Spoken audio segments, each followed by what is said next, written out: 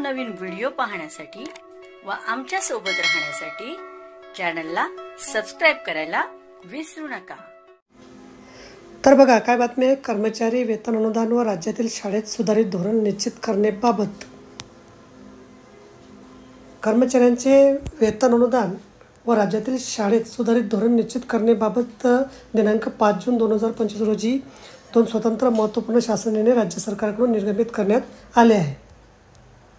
वेतन अनुदान राज्य शासनाच्या शालेय शिक्षण व क्रीडा विभागाकडून 5 जून 2025 रोजी निर्गमित करण्यात आलेल्या शासन निर्णयानुसार सन 2025-26 आर्थिक वर्षामध्ये शालेय शिक्षण व क्रीडा विभाग करिता अर्थसंकल्पित करण्यात आलेला वित्त विभागाकडून बिम्स प्रणालीवर प्राप्त झालेला निधी वितरित करण्यास सदर शासन निर्णयानुसार मान्यता देण्यात आलेली आहे।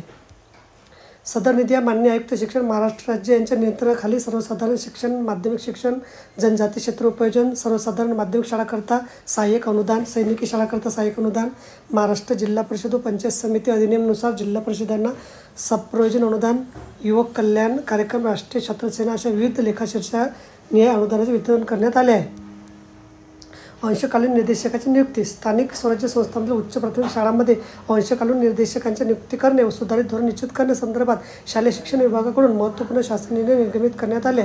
सदर शासन निर्णयानुसार नमूद करण्यात आले आहे की राज्यातील स्थानिक स्वराज्य संस्थांच्या इयत्ता 6वी ते इयत्ता 8वीच्या वर्गाच्या उच्च प्राथमिक शाळांमध्ये अंशकालीन निर्देशकांची नियुक्ती करणं संदर्भात सुधारित धोरण निश्चित करण्यात आलं आहे।